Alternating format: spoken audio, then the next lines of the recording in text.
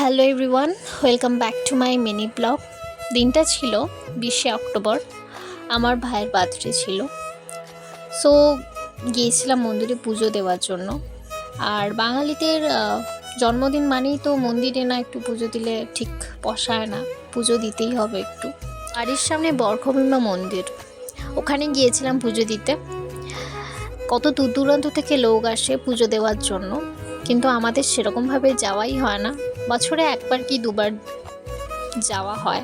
আমরা যখন গেছিলাম তখন সন্ধ্যা আরতি শুরু হয়ে গিয়েছে, খুব ভালো সময় গেছি।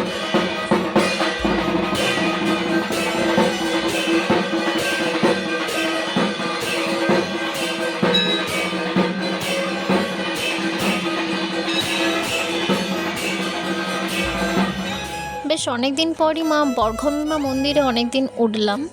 যাই হোক, অনেকটা চেঞ্জ লাগছে, খুব নতুনভাবে সব কিছু তৈরি হয়েছে, খুব সুন্দর লাগছে দেখে। সত্যি বলতে মন্দিরটায় আসলে একটা আলাদাই শান্তি লাগে, না আসলে বোঝা যায় না। যারা এসেছো তারা নিশ্চয়ই জানবে। দেন পুজো টুজো দেওয়ার পর, মাকে প্রণাম করার পর আমরা বেরিয়ে গেলাম কেক কিনতে মিও অমরে।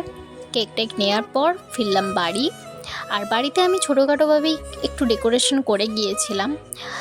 বেলুনটা লাগানো হয়নি, কারণ বেলুনটা আমার ফোলাতে ভয় লাগে, ফেটে যাওয়ার ভয়।